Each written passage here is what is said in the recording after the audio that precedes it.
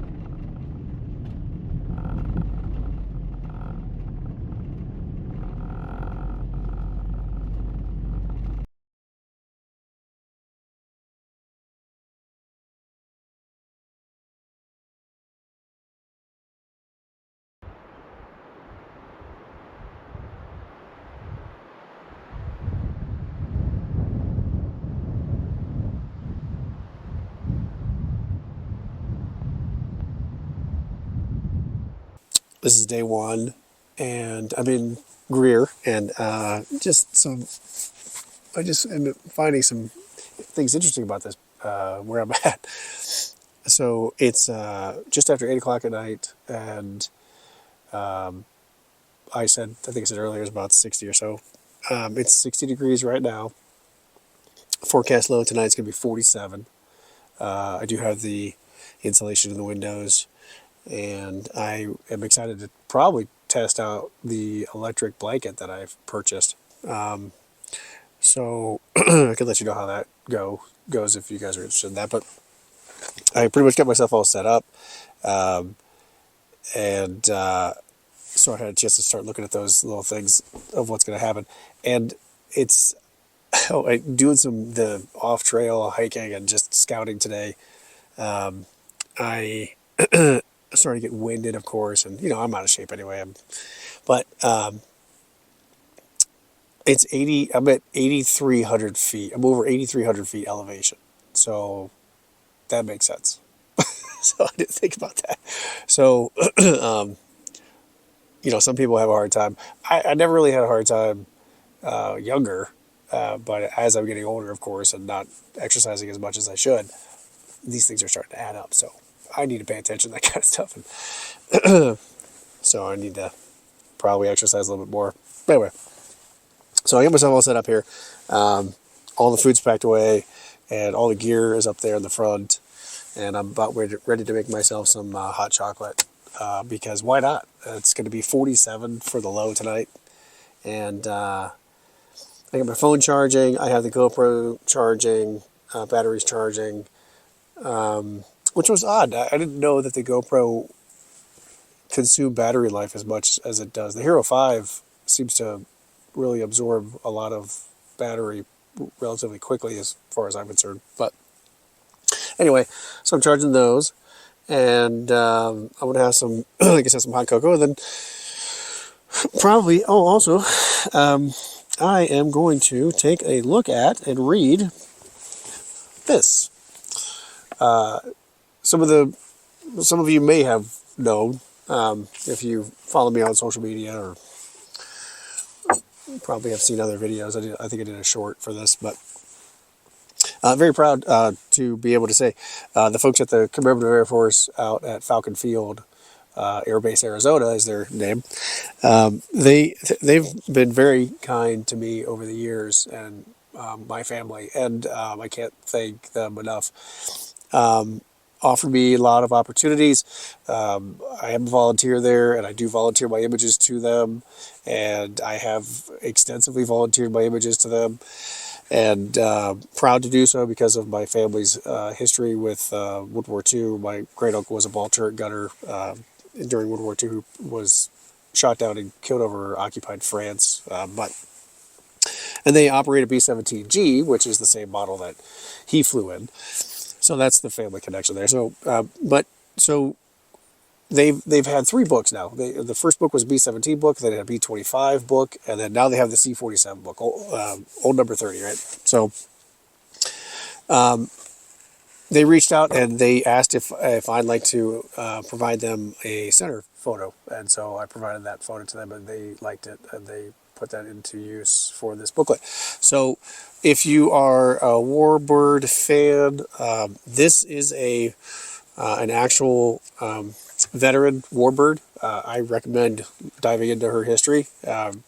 Really, really extensive history for that particular aircraft.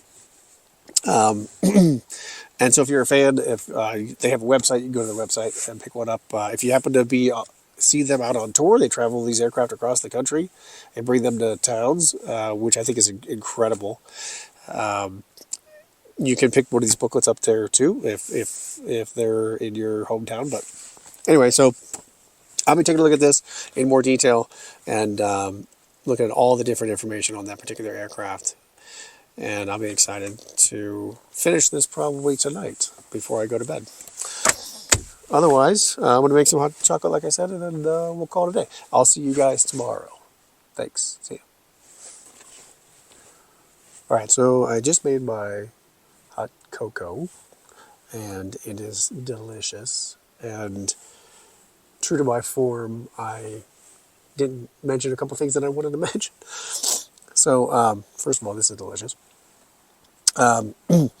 Secondly, this centerfold was important because of the fact that the other books that I referenced, the B-17, the B-25, I also have the centerfolds in those booklets as well. And so that was one of the whole things of sharing this, is I was excited to share this. That I now have 3 centerfolds with all their, the 3 aircraft that they have, the primary aircraft that they have, that they take on tour. The B-17, the B-25, and now the C-47. So there was that. And then I also wanted to mention, you probably can't hear it, but just like almost like a self-reflection thing. I'm finding that, because the door is open, by the way, which I'm sure you can tell. I'm finding that this dead silence with maybe a little bit of wind, right? Wind, nature sounds, whatever, that's fine. Birds, wind, whatever, through the pine trees, which sounds amazing, by the way, is something that I think I need. It helps, I think, my brain. And the reason why I think that way is because I tend to overanalyze and overthink and then have a million racing thoughts that just don't ever stop. And so I always feel like I never have enough time, and I usually get anxiety quite bad from the thoughts that are just racing. So I'm just learning that this helps so much. So I just wanted to share that a little, just as a little, a little bit about me. But yeah, typically I have just thought after thought after thought, and I can't calm the mind down. And so I'm really finding where times like this, complete isolation, like this is the best. I can't even describe it. This is the best, where it's just you're by yourself. And I think it freaks some people out. I think some people just wouldn't be able to handle it, and I'm sure after a while I wouldn't be able to handle it either. But when I'm trying to find the balance of things, this definitely helps ground me and balance me.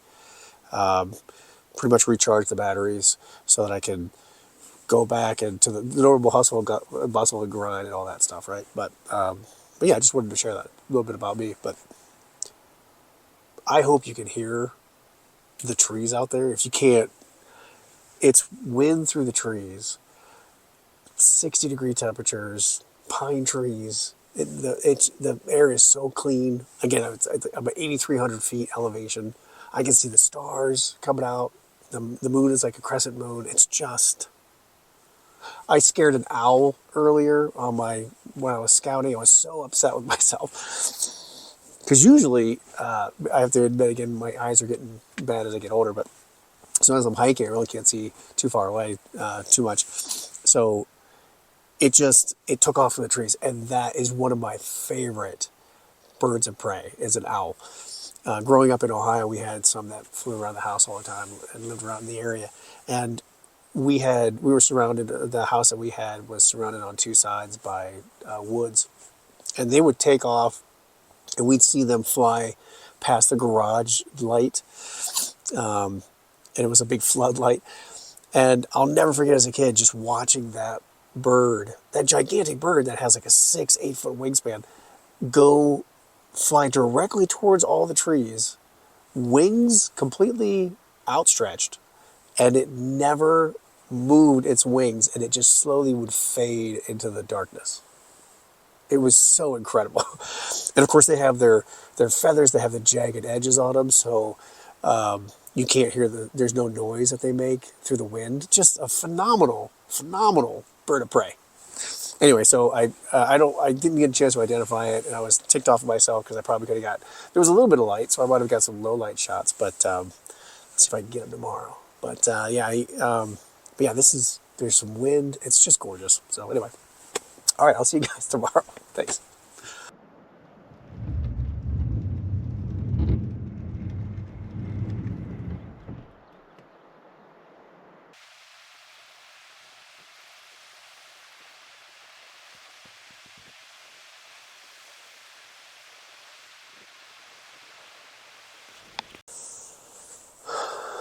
Good morning.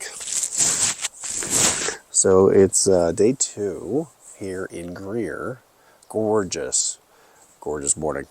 It's about 54 degrees and had some wind last night. I don't know if you can hear, but through the pine trees again, it was very soothing, really nice. And I'm just here making my tea this morning, so I'm going to have some tea. The electric blanket that I used last night worked really well. And I'm about 77% on the charge for the battery cell. So it looks like it'll be able to support me for probably 3 days solid up here, which is plenty, really. 3 to 4 days, really, but probably 3 days. And there's some low clouds in the area. There's been forecast for some rain. I think I saw some darker clouds to the south, but southwest. But yeah, gorgeous sunrise, nice low clouds. Gonna have some tea, like get cracking at it.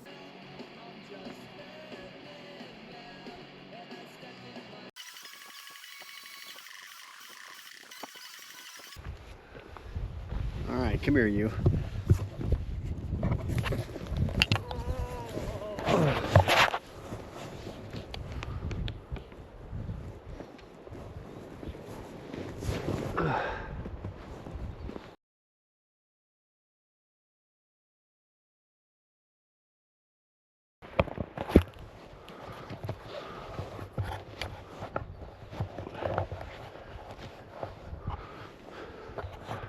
All right.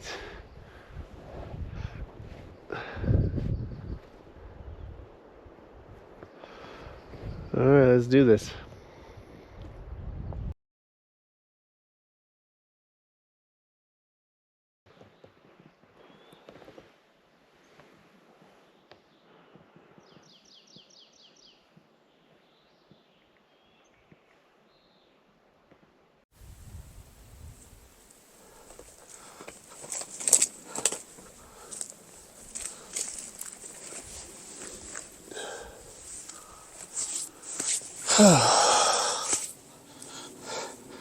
Well, I think I'm going to take a break. I thought there'd be more weather. There's forecast for rain and clouds, but apparently not. Still, saw a coyote just about a half hour ago. And that reminds me of an article I just got sent by my uncle in New York. Hello, Buff in New York. About coyotes, and seemed to paint a picture that they were kind of wild and like aggressive. I've never had that with coyotes.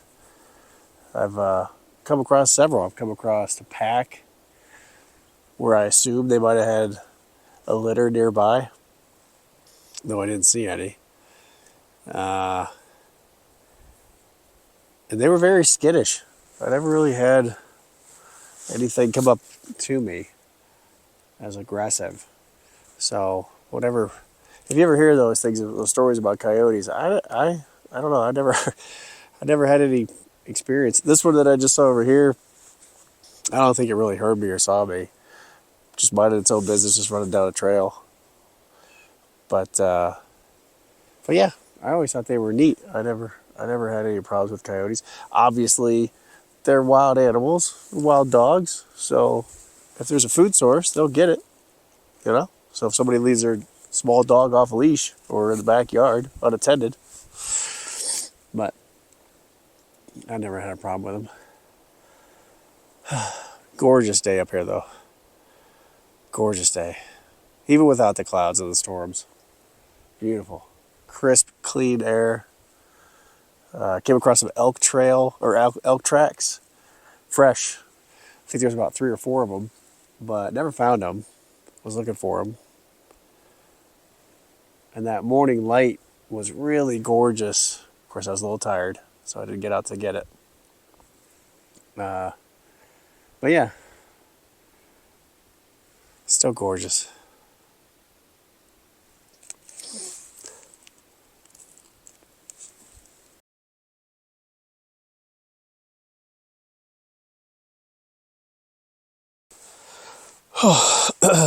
Well, the rest was nice. So there are some clouds moving in, and I'm excited for that.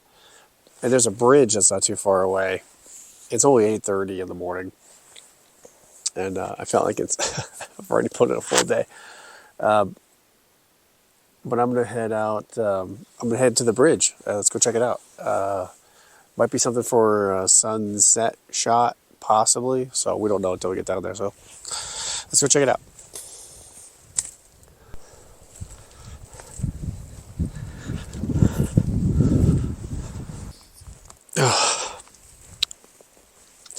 I made it about a whole 20 feet, and I had to stop and take out my telephoto because these clouds look amazing.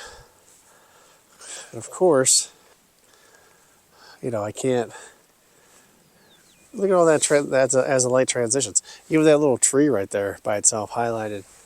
I can't walk around not having a camera out. So pulled out my mom's old trusty T3 with my version 1, very old, 1 to 400, 4.5 to 5.6, I think, 1 to 400 L telephoto, so I can reach out and grab some of that light. But yeah, all right, here we go. Let's go to that bridge.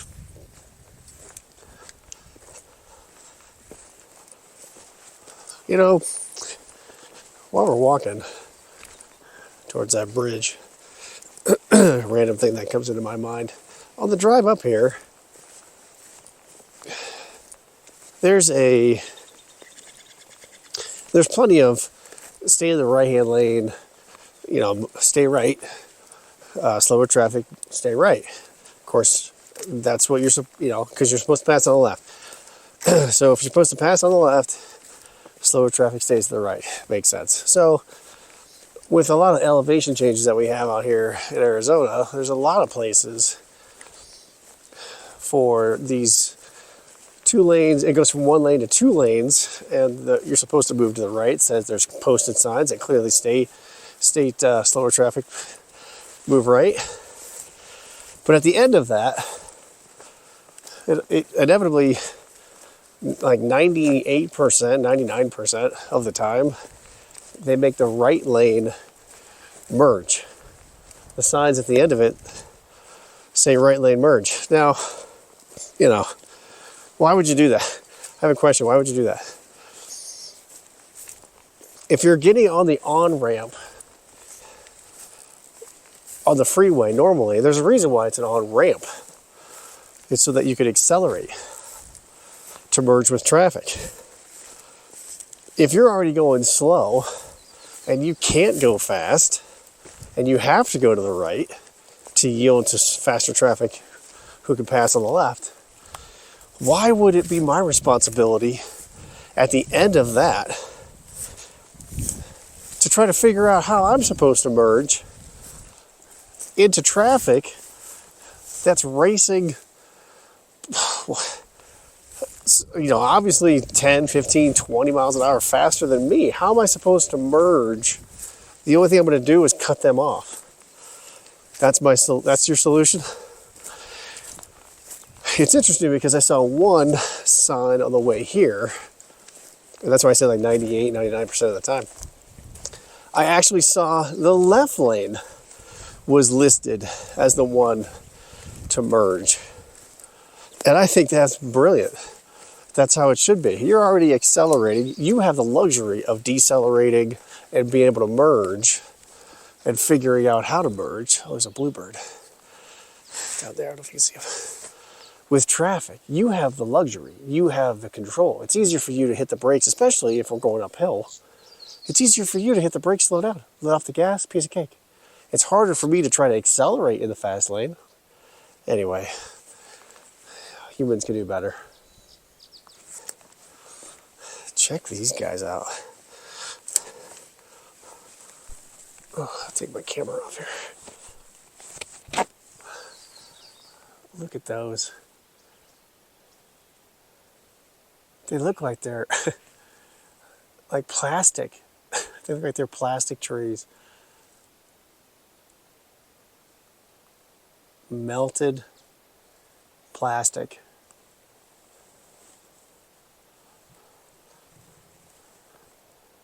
Of course they're not.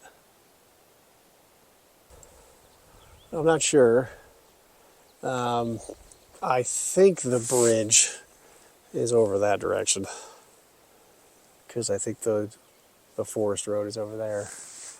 But I found a nice little pretty valley. So we'll go down and we'll go over. See if we can find this bridge. By the way, random, but these tufts of grass, so incredible. The way the light bounces off of these, I'm definitely going to be searching for a shot with some of these in the foreground, strong foreground, something very predominant in the top third, but so cool. All right, let's go. All right, quickly, I got distracted again. Probably you're gonna hear that a lot, probably in future videos. But walking to the bridge, of course. But I just happened to glance over. Let me get the right angle. I happened to glance over to my left, and look what I found. You probably can't see it from here. So what we're gonna do is we're gonna walk and approach it. But center frame, there is this obviously a dead tree. You can probably see that from here. And then at the bottom, there is this hole that absolutely silhouettes this piece of wood that's behind it. I mean, and the textures of this burnt tree trunk are absolutely astonishing. So, of course, I ran around, took shots from several different angles. Just incredible. And I was over there, time for a funny story, over here shooting the angle. And that tree right there decided to play a joke on me and drop a pine needle, or pine cone, which hit a tree branch, scared the living crap out of me. I jumped about 5 feet, ran to my left. I thought a tree was going to fall on me. Okay, let's go to the bridge.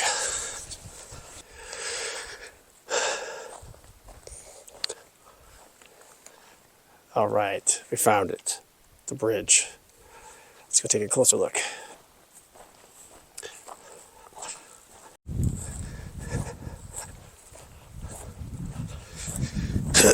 Let's see what we're looking at here.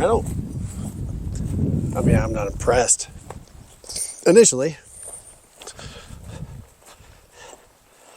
I don't know if it has anything during golden hour. I don't know if it's not going to be, going to be that interesting, but it's a cool bridge. I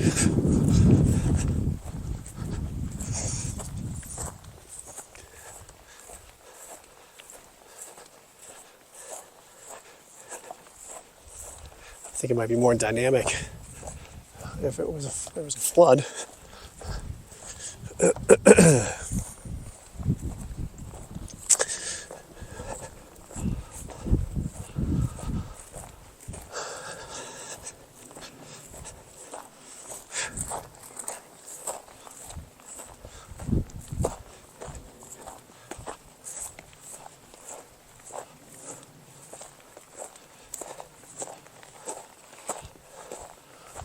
Okay, there she is.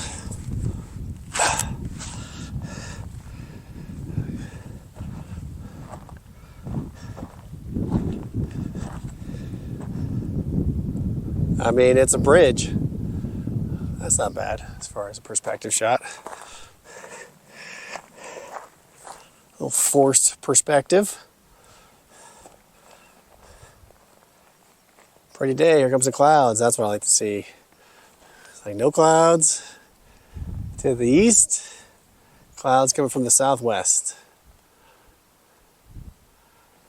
I think that's the direction of some of this weather pattern, but I don't know for sure. Anyway, there's a bridge. We made it. I suppose it would be kind of silly to come all this way and not walk across it, or at least show you.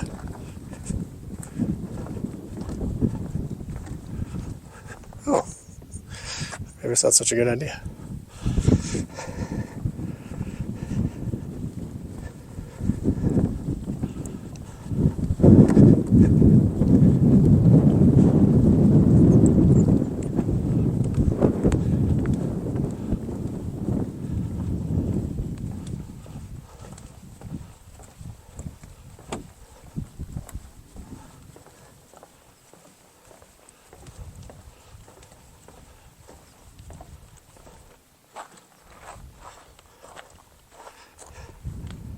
Ta-da! Cool. All right. Oh man, I think I need to take a break. I think I need to take a break and relax from all this hiking. Beautiful day though. Okay. Until this afternoon.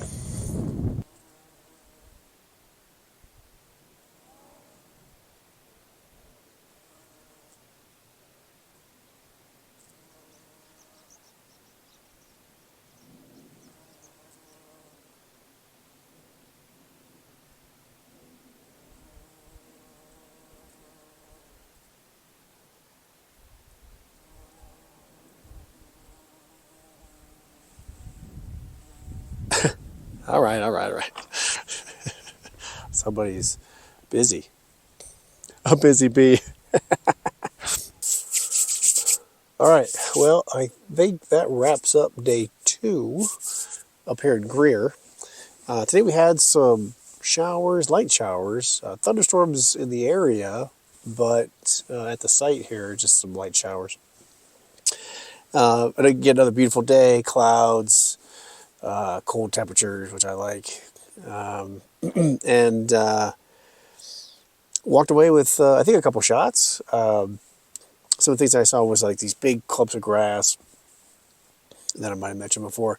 And just fascinating, just the way they look like they're rolling, you know. And then I found a couple scenes where that dry brown grass almost looked like clouds, especially if something was trying to grow up or if something was in them. So like if there was a small pine tree growing up or if there was a dead tree that had fallen over. Some interesting shapes and textures going on there. So it looked, I can't wait to work on some of those shots because it looked like they were clouds.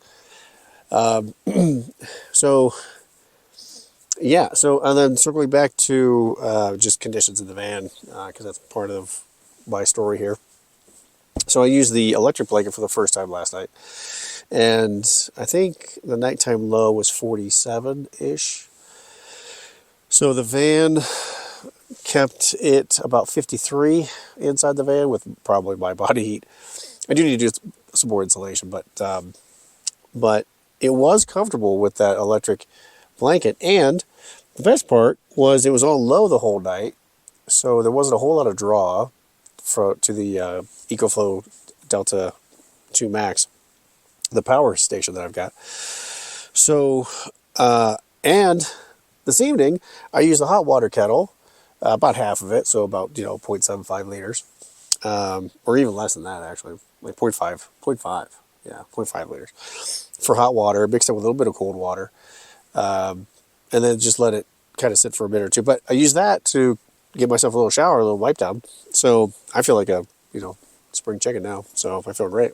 But even using that, which is about 1,500 watt That power cell that I have, it still has 70% charge. So I mean, again, I'm really happy with that. That's a really nice purchase, and that's going to do me well.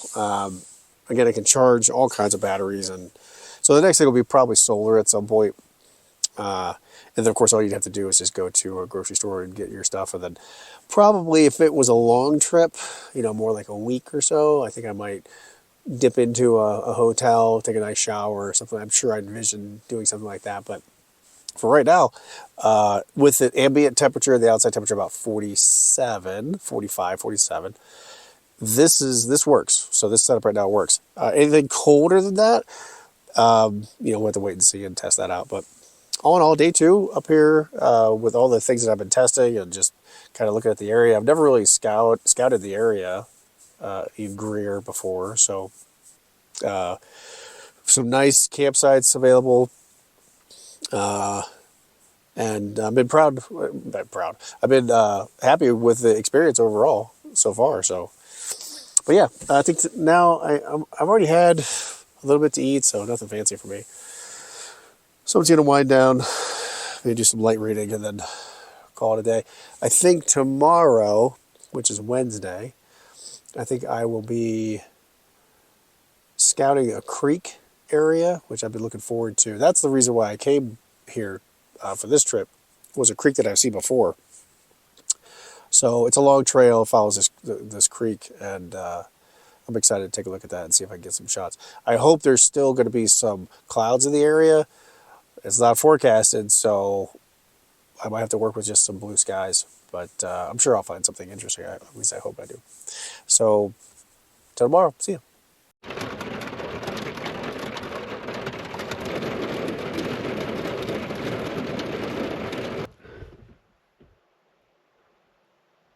So, let's see, day three. Made it to another location, and it was raining, obviously. But looks like the clouds are breaking up a little bit. Got some sun out. Just had some light hail, and just been waiting for this rain to kind of stop so I can head out and start hiking around the trail here next to this little creek, which I can't wait to get some shots of. But yeah, part of the journey. But just incredible, Again, dynamic clouds, beautiful scenery, trees, little creek, just gorgeous, just gorgeous. Anyway, so I hope I capture some stuff out here and be able to take some stuff home with me to get back to the studio and get to work.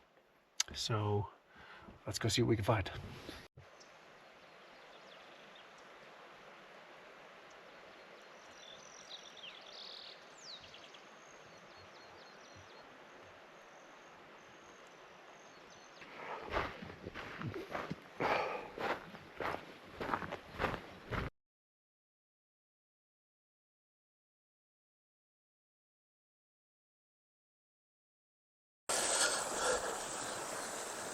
Hey guys, I found this fantastic location here.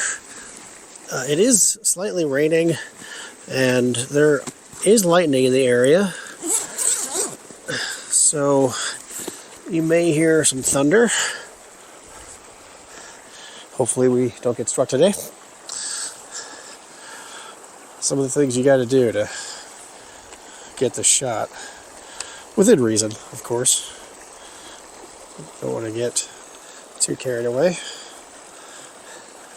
But what we're looking at up here is this water that forks, comes back around, and then it leads your eye out in the distance. And the trees have a nice way of painting that V in the background. Really pretty. Of course, it's going to be a portrait orientation.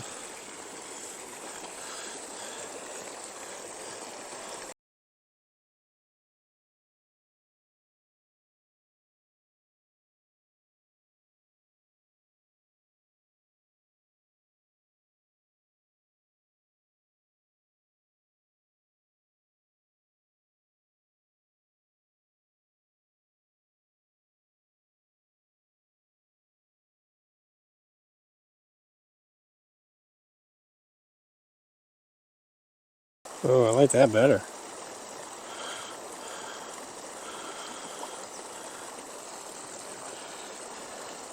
Did I say it was going to be a portrait?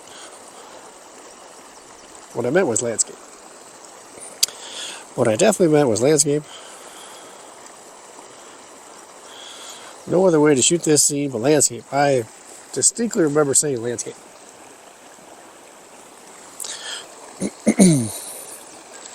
Cool. Alright, I'm gonna wrap this up.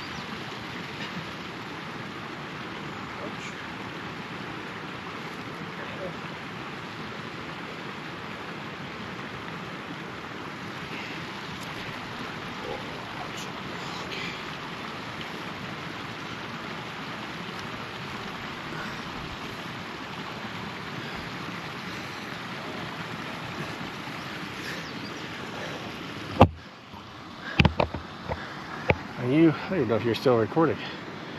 Oh, you are. Great. Oh my god, epic. Loved it. Loved the light. Waiting for the soft light down there. Which took about, I don't know, half hour. But, oh, I can't wait to show those pictures. Oh my god. And the people that walked by, they didn't see me. I was behind these two trees, like right here, hanging out. And I scared them. I felt bad. Super nice people though. I took a picture with them in it. I might post that just because I think it looks kind of neat, but they were super nice. But oh, nice soft light because of the clouds and the lighting off the water. Oh god. Slow the shutter speed down, get that nice movement of water, draw your eye into the center of the scene. Again, with the classic V-neck that it has in the back. I call it a V-neck, but it's just the trees that shaped with the mountainside on either side, the mountain ridge on either side. I'm too excited I can't even talk. Again, leads your eye back there that has that V. Just so pretty. So, I'm glad I took my shoes off. I'm glad I got in there. I'm glad I did it.